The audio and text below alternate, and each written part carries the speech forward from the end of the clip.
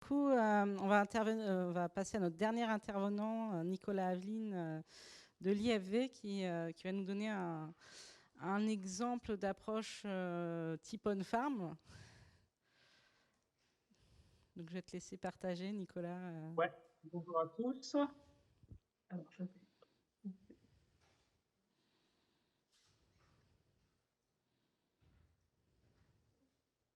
Hop.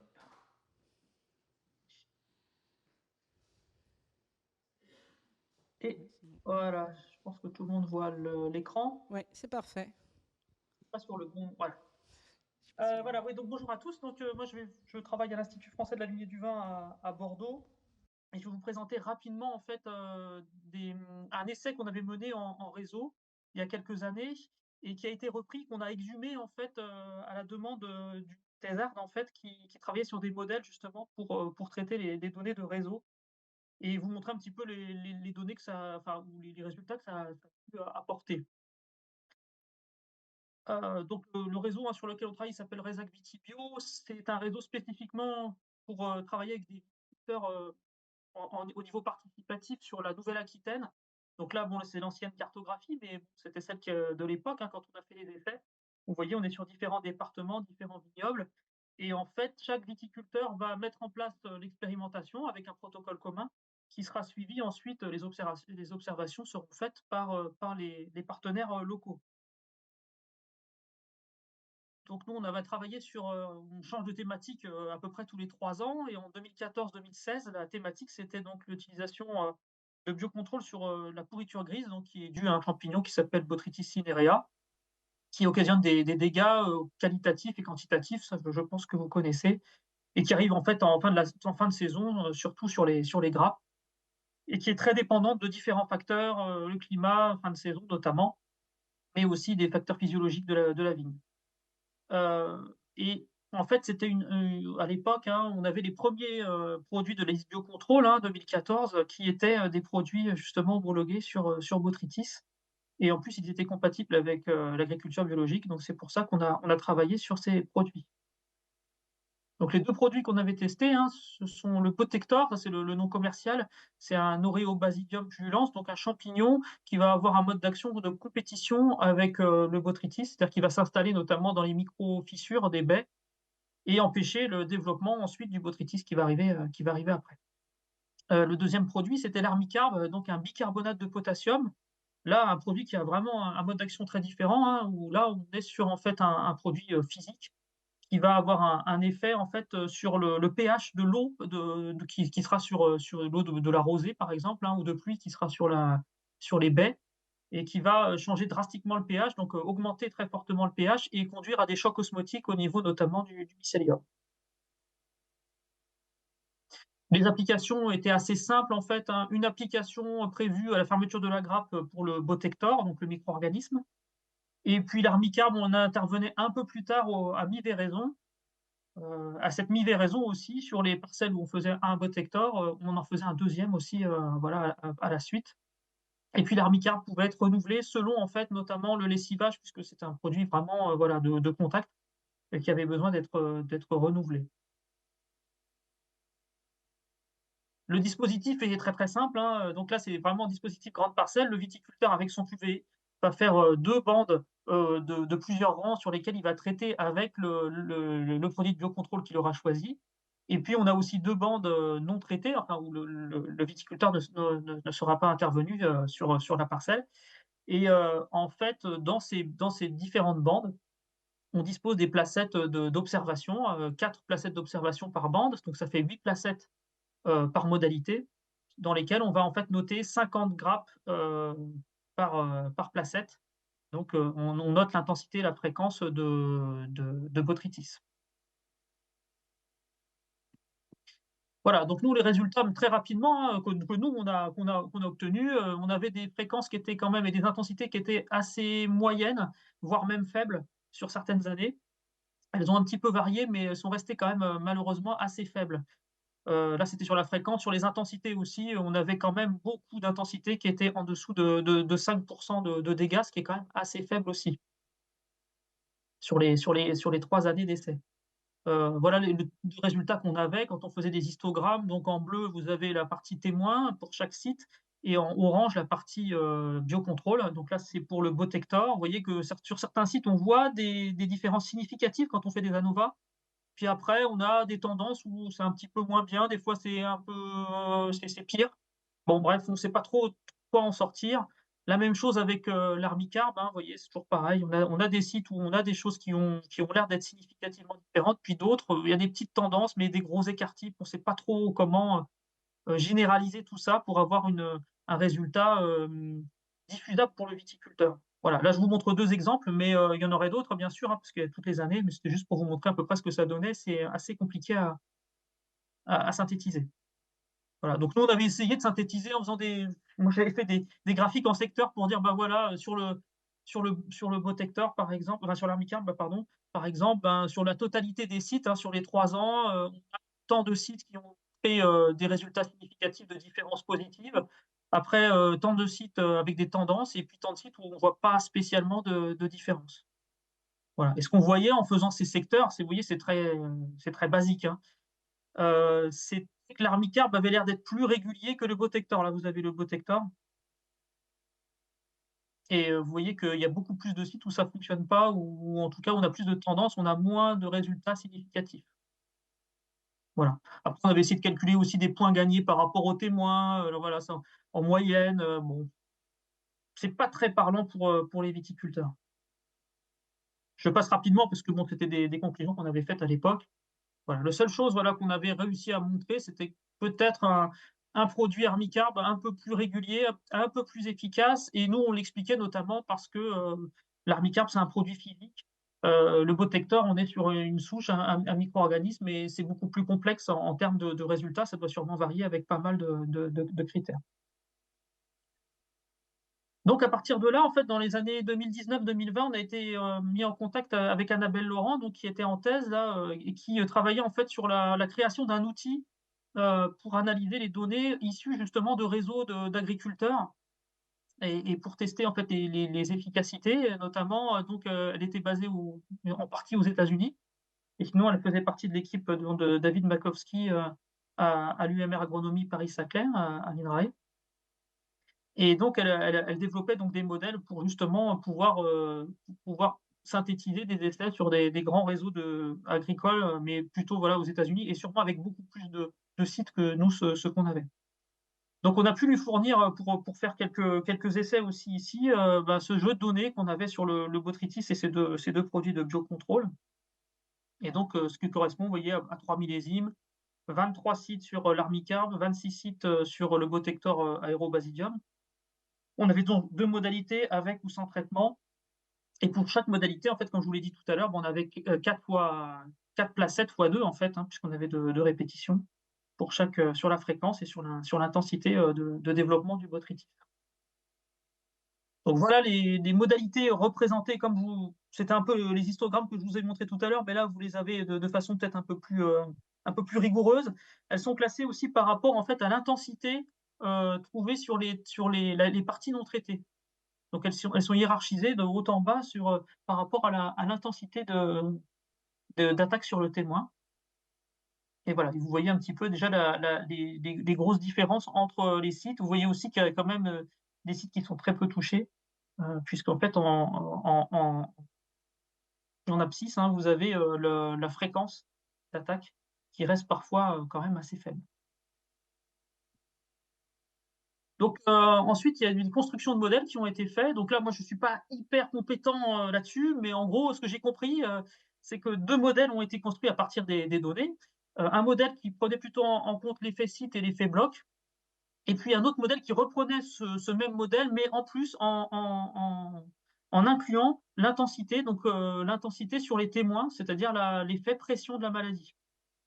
Donc ces 2 modèles ont été testés, et donc pour construire le plus pertinent, donc avec notamment le test, WAIC, qui pouvait, donner, la pertinence du modèle et donc les 2 modèles en fait, étaient assez intéressants, sachant que le modèle effectivement, on n'intervient pas avec la pression, il donne plutôt une indication sur l'efficacité générale alors que le modèle qui aussi, prend en compte la pression, ça pourrait donner une indication par rapport à une pression observée et peut-être à des positionnements ou des utilisations peut-être plus spécifiques par rapport à ce qu'on observe sur les parcelles. Donc là, vous avez les résultats sur les paramètres en faisant varier donc c'est le modèle où on fait varier aussi la pression. Donc là, vous avez en fait la pression sur les témoins en abscisse et en ordonnée, donc la fréquence, heu, réelle, donc c'est les petits points que vous avez en bleu ou en orange, c'est le biocontrôle, en vert et ou orange aussi, c'est le biocontrôle, donc à gauche, le bicarbonate et à droite, le Botector, l'Aérobasidium pullulans.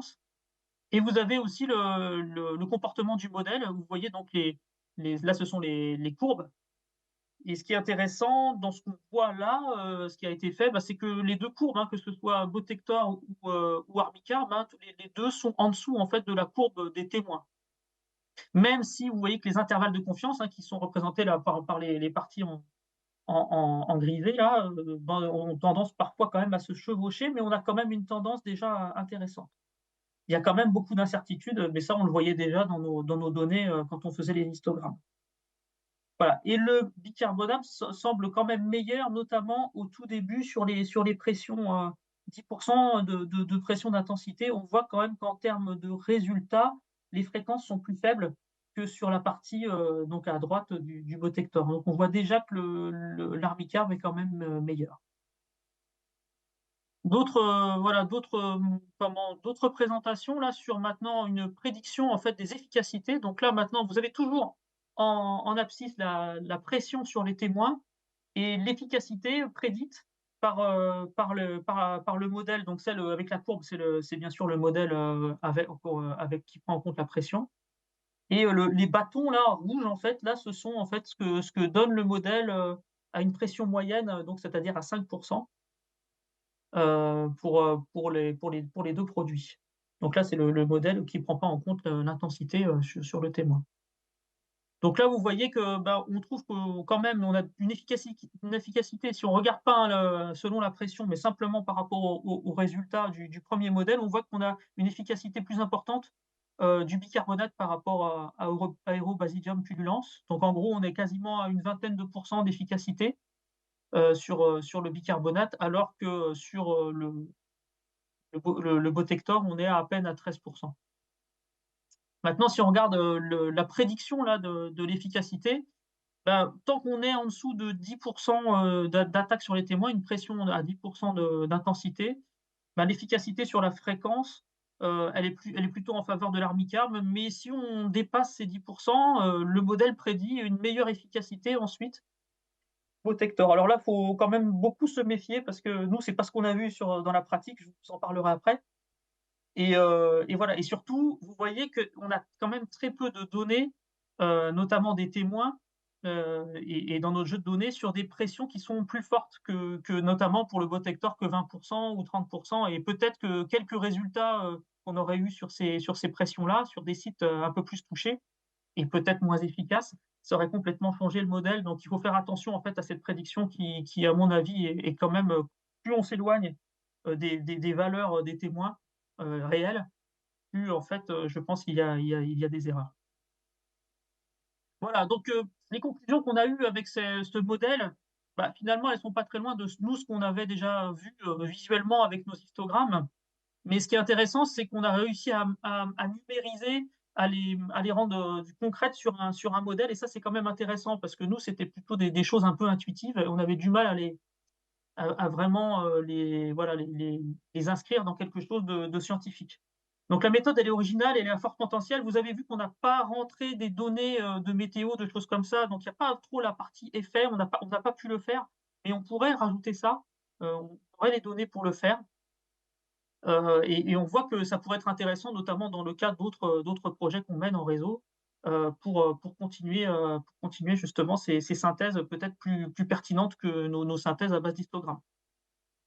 Voilà. Ce qu'on voit aussi, c'est qu'on a besoin de plus de données pour multiplier les cas. Ici, on n'avait pas beaucoup de pression botrytisme, on a fait que ça quand même sur 3 ans, mais malheureusement même les années suivantes, hein, on a quand même très peu de botrytis. C'est une maladie maintenant qui est un peu en recul, hein, sur certains cépages notamment. Et c'est vrai que si on avait pu multiplier plus de données, on aurait pu affiner bien sûr ces modèles. Ce qui est important aussi, c'est la qualité des données. Ça, c'est quelque chose, qu'on voit aussi, qui est très important. C'est sûr que si on a des données de mauvaise qualité, on peut rapidement avoir des modèles qui donnent des choses, effectivement fausses. Voilà et là quand même un point important aussi, on a travaillé sur la fréquence, c'est très intéressant, hein. On a gardé la pression, l'intensité des témoins et on a travaillé plutôt l'efficacité sur la fréquence. Mais intuitivement, en agronomie, j'allais dire, nous, notre notion la plus importante, c'est quand même l'efficacité sur, l'intensité puisque c'est les dégâts réels qu'on va obtenir.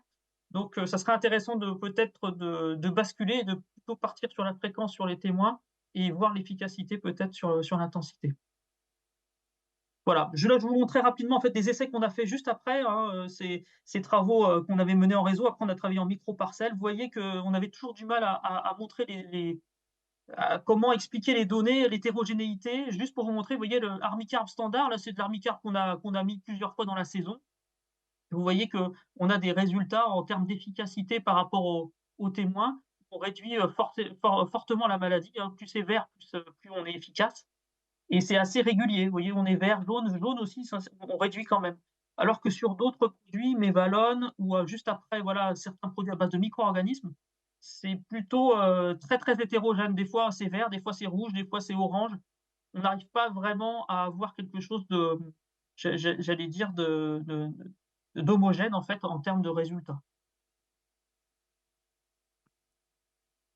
Donc voilà, c'est un peu mi figue mi-raisin. C'était intéressant de développer en fait, cette méthode.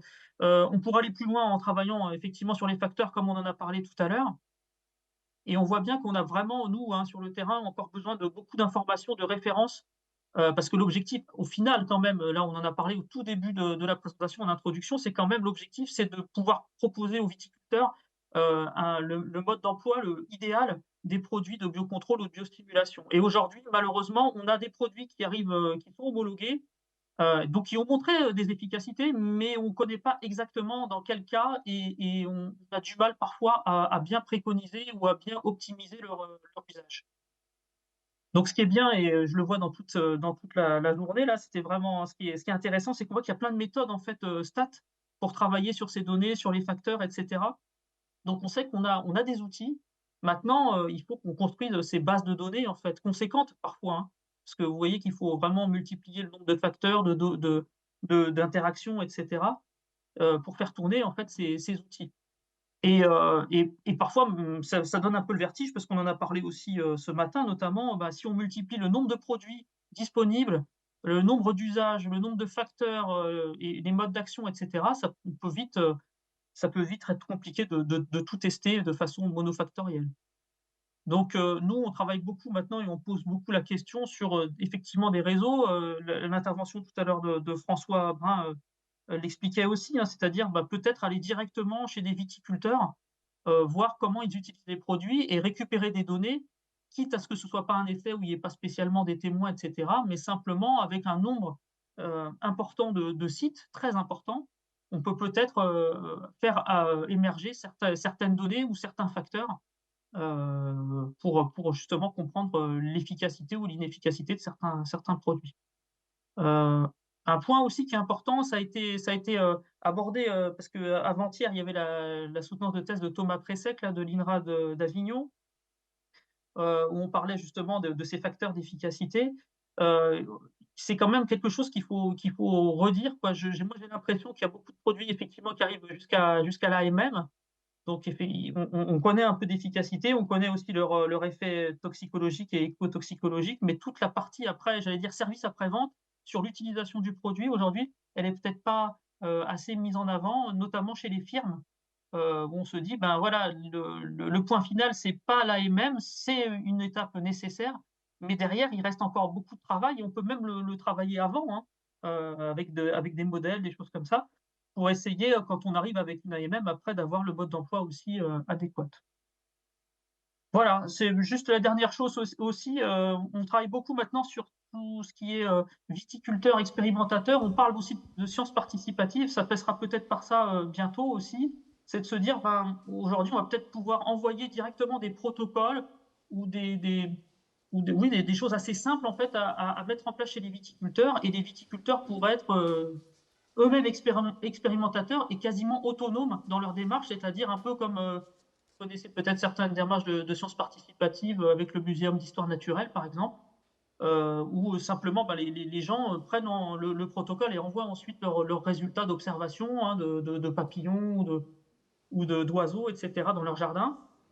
L'idée, ça serait de faire pareil un peu avec les viticulteurs en leur mettant à disposition peut-être des protocoles extrêmement simples où ils sont autonomes et ils peuvent renvoyer directement leurs observations et que nous, on puisse avoir justement des bases de données qui sont peut-être précises, mais avec tellement de données en fait qu'on puisse justement faire ressortir certaines conclusions ou certains facteurs importants d'efficacité pour les biocontrôles. Ça, c'est des choses qu'on discute beaucoup aujourd'hui, notamment donc pour la suite du Resac Vitivio dont je vous ai parlé tout à l'heure et qui est peut-être une piste d'avenir. Voilà, je vous remercie beaucoup pour votre attention. Là, l'article dont je vous ai parlé, il est disponible sur Frontiers. Donc, vous pouvez aussi le télécharger et aller voir un petit peu les détails, notamment sur la partie plus statistique que je maîtrise moins bien. Normalement, tout est expliqué. Il y a les équations ou les scripts aussi de R qui ont été utilisés. Très bien, merci beaucoup Nicolas. En plus, tu fais un peu l'intro sur le débat après. Moi, j'aurais une question, ce serait, mais est-ce que depuis le temps que vous avez fait plein de manips là, à l'IFV, entre Rodillan, Angers, toi, est-ce que vous avez fait une base de données avec tous vos essais là pour pouvoir faire, parce que vous en avez plein, vous. Il y a Xavier là, qui est dans la salle, qui travaille là-dessus, qui justement à l'IFV s'occupe de la partie un peu numérique et data. Et c'est vrai que c'est une question qui revient souvent en fait. On a beaucoup de données tous, et c'est un challenge nous parce que en fait c'est assez individuel les travaux. Parfois dans les projets, oui, on a des bases de données, mais l'objectif, oui, ça serait de partager tous ces résultats, tout à fait. Ouais, ouais. Donc c'est en cours. Je ne sais pas si Xavier, tu peux en dire un mot, mais oui, c'est un gros challenge dans l'Institut de pouvoir connecter toutes ces données et non seulement pour déjà voir tous les résultats et les synthétiser, mais aussi peut-être aussi se mettre aussi en ordre de marche, nous, pour les prochains essais, penser justement à cette mise en commun de données ou se mettre peut-être d'accord aussi sur certains outils. Là, c'est vrai que je pensais à ça tout à l'heure. J'ai presque l'impression qu'aujourd'hui, sur les essais qu'on voudrait mener, il faudrait peut-être partir à l'envers, c'est-à-dire se dire quels outils de statistiques je vais avoir à ma disposition et comment je vais mettre en place ça sur le terrain pour que ça réponde à ces outils, en fait. Nous, souvent, ce qu'on fait, c'est on fait des essais, on fait des protocoles, et puis au final, une fois qu'on a les résultats, on essaie de trouver l'outil qui va nous permettre d'analyser nos résultats. Et finalement, on se rend compte que il nous manque peut-être des répétitions, etc. Donc, ça serait intéressant peut-être même au niveau de notre institut ou même plus largement de se mettre d'accord aussi sur des outils ou des façons de créer des protocoles, etc. pour qu'on ait une certaine, alors peut-être pas une totale harmonisation, mais que ça soit peut-être plus pertinent. Et ça, je pense que c'est un gros challenge. Alors, puisqu'on m'interpelle. Non, mais c'est vrai qu'à l'IV, on n'est peut-être pas l'institut technique le plus centralisé. Et donc, du coup, effectivement, on n'a pas forcément de système d'information bien centralisé, voilà, qui regroupe toutes les données d'expérimentation. Voilà, ce qui n'est pas forcément le cas partout. Hein. Mais bon, mais ceci dit, après, on travaille beaucoup aussi en partenariat. Donc, je pense qu'il faut après dépasser aussi la logique institutionnelle et être en capacité de constituer un petit peu au cas par cas finalement des bases de données pour répondre à un certain nombre de situations. Et ça passe forcément par le partage voilà, de données qui viennent de différentes sources, et donc le partage aussi de référentiels communs, d'un vocabulaire, donc de passer par une étape un petit peu de standardisation. Donc on a initié un certain nombre de travaux, alors pas sur cette thématique-là, mais c'est vrai que je pense que ça serait un bon cas d'étude pour essayer de voir un peu ce qu'on peut mettre en place de façon à plus facilement partager les données et qui seront ensuite réutilisables voilà, pour faire des méta-analyses plutôt que d'aller chercher dans les papiers, peut-être aller chercher directement dans les données. Ça permettrait de faire des gains de temps et être plus puissant, ça, probablement. Mais bon, c'est tout un chantier à ouvrir. Une autre question dans la salle ? C'est pas tant une question que plus pour rebondir là-dessus. Il y a un projet qui vient de se lancer qui s'appelle Le Grand Défi, avec un nom pas du tout... justement pour travailler sur le biocontrôle et les biostimulants. Et là, ils sont en train différents acteurs sont en train de monter des réseaux justement pour partager des résultats, des expériences et essayer de mieux travailler tous ensemble puisqu'il y a déjà des choses qui se font. Alors moi j'ai des contacts pour la pomme, mais je sais qu'il y a des réseaux qui sont en train de se monter sur la vigne. Donc voilà, n'hésitez pas à vous rapprocher si vous connaissez des gens qui travaillent là-dessus. Sinon, je peux essayer de vous trouver des contacts. Oui, pour les gens qui sont membres du consortium Biocontrôle et qui ont fait le transfuge vers le réseau ABA, donc le nouveau réseau Biocontrôle et Biostimulant, on se retrouve les 1er et 2 février à Bordeaux pour justement discuter dans une quinzaine d'ateliers en parallèle de différents types de projets possibles. Donc effectivement, il y en aura sûrement un sur le transfert labo-terrain et la prochaine farm. En tout cas, moi, je vais faire en sorte qu'il y en ait un. Et s'il y en a d'autres qui veulent venir avec moi, je pense qu'on n'aura pas trop de mal à convaincre d'en créer un. Je ne sais pas s'il y a d'autres questions ou interventions. Il y avait une question de Stéphanie Perrault là, sur le chat là, pour savoir s'il y avait le même travail sur le mildiou.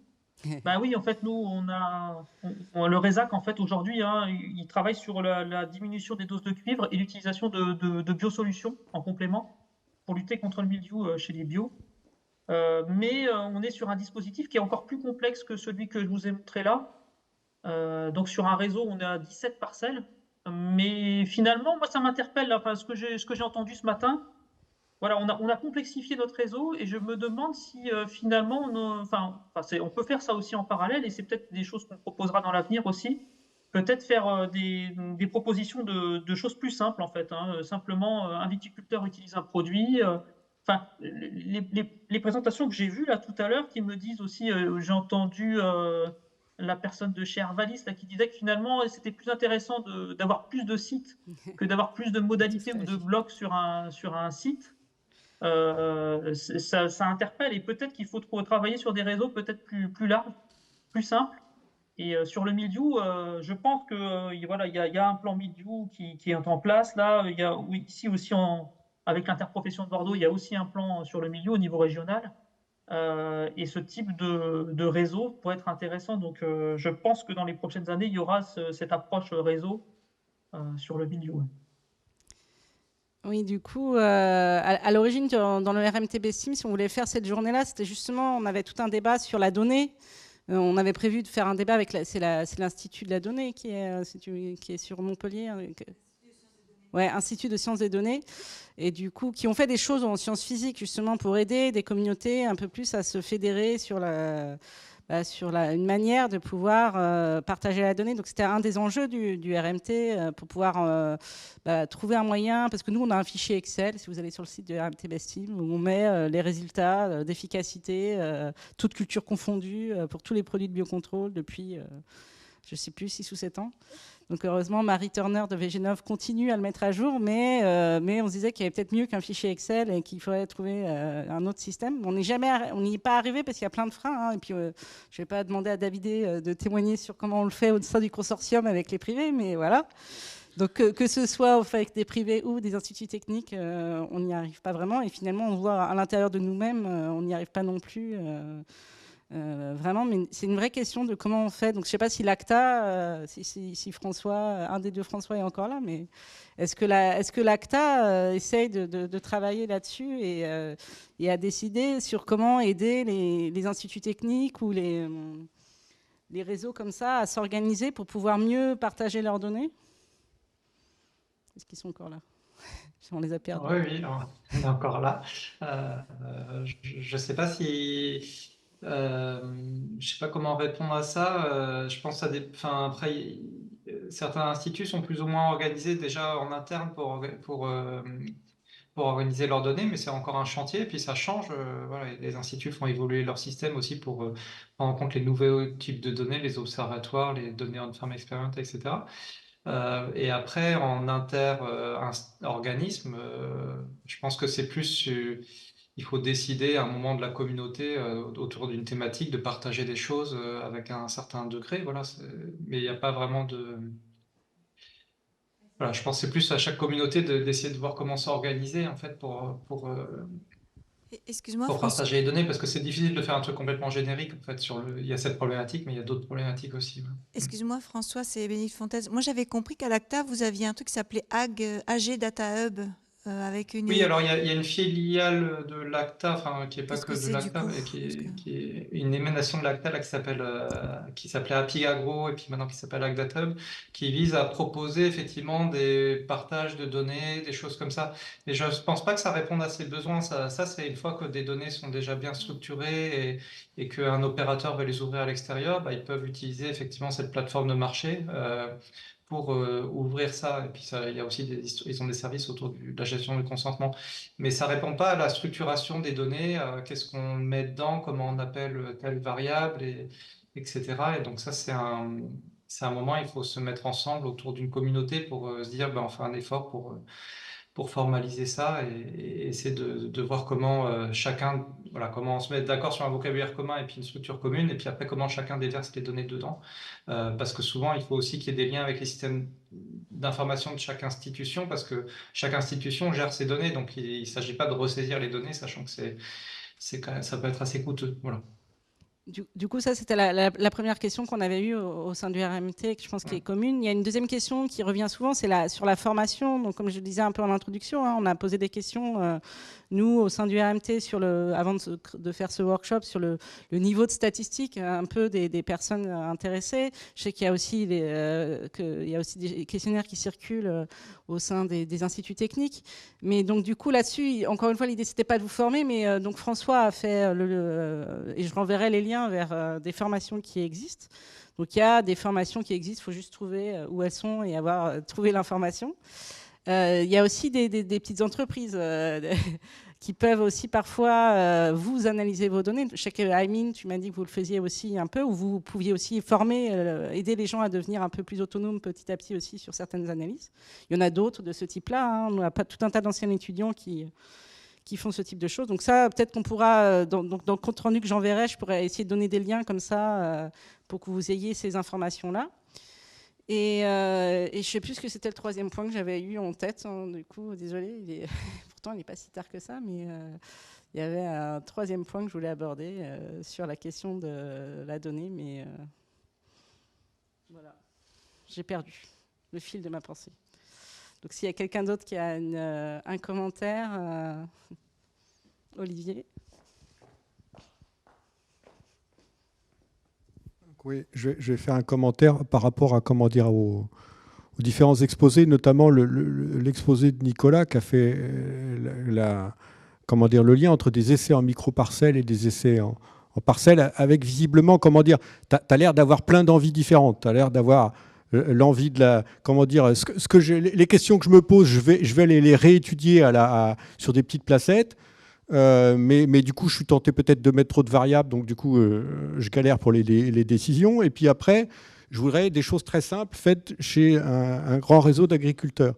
Et donc, moi, la question que j'ai envie de poser par rapport à ça, c'est comment est-ce qu'on va étudier la complémentarité de ces stratégies-là? C'est-à-dire que là, on est en train d'aller vers du on-farm experiment, y compris sur du réseau, donc voilà, du on-farm, je ne sais pas comment il faudrait l'appeler, donc sur des réseaux d'agriculteurs. Mais la question de la coopération des échelles me paraît indispensable, quoi.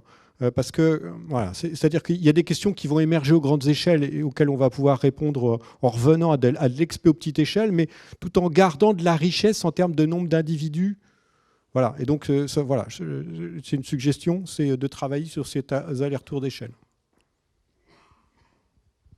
Je pense que c'est un peu la question qu'on avait avec Thomas Pressec, avec l'outil Deciving, quand on l'a fait nous pour la vigne, mais qui est l'idée de départ, c'était de rassembler des données hétérogènes en fait, hein, d'avoir les données des agriculteurs, des données des firmes et des données d'expérimentateurs. Et donc on a 3 bases de données complètement différentes, complètement hétérogènes. Comment on rassemble quand même l'information, et est-ce que si on se démerde pour réussir à créer ça et qu'on est capable d'avoir cette base de données, est-ce que quelqu'un sera capable de l'analyser? C'est un peu la question que tu disais. Si ça se trouve, on va passer un temps fou pour réussir à avoir cette donnée-là, mais si ça se trouve, on n'arrivera pas à l'analyser ou ce ne sera pas pertinent. Et donc, du coup, avant de se lancer dans ce travail titanesque de récolter la donnée des agriculteurs, celle des expérimentateurs et celle des firmes, il faudrait peut-être d'abord avoir une idée, comme tu disais, de comment on va analyser ces données-là.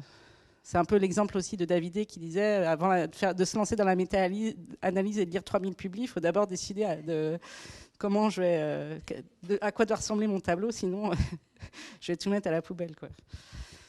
Donc c'est vrai que je pense en plus tu peux pas disperser les efforts sur plein de problématiques. Donc après il faut choisir un produit particulier ou une maladie particulière et puis mettre les efforts dessus pour aller approfondir.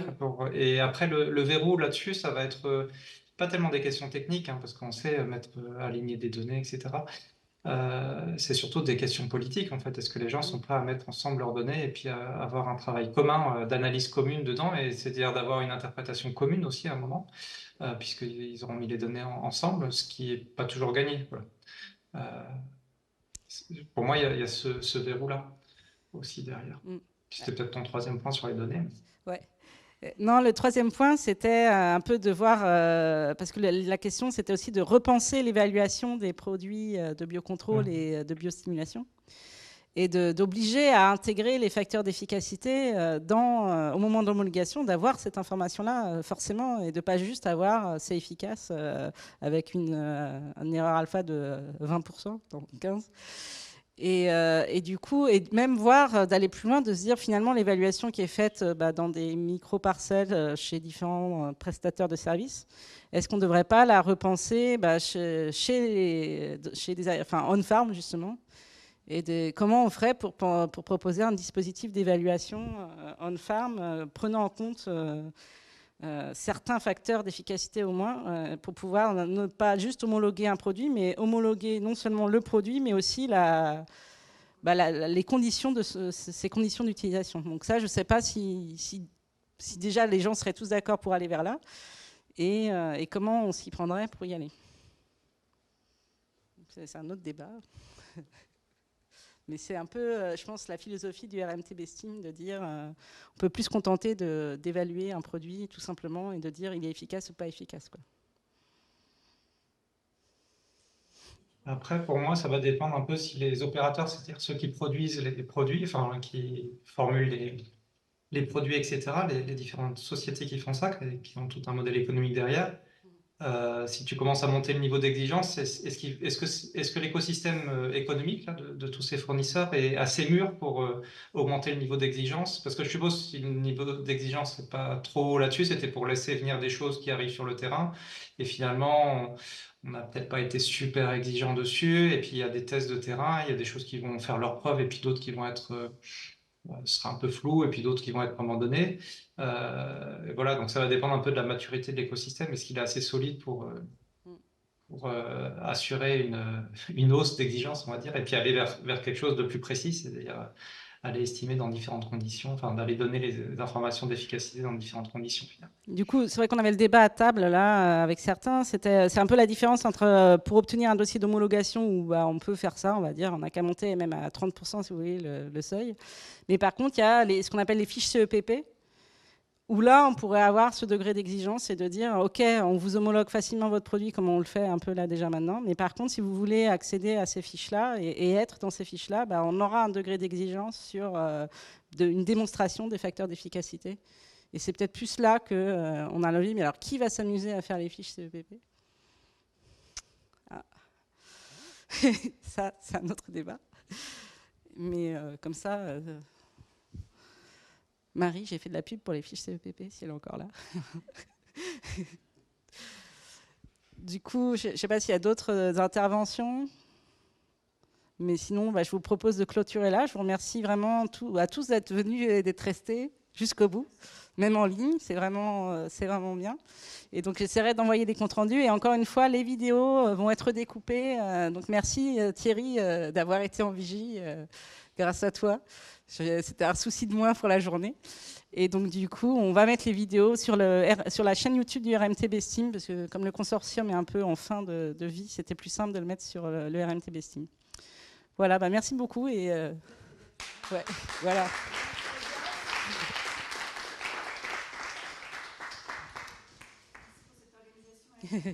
Merci. Et merci aux intervenants. Merci, au revoir. Au revoir. Bonne journée.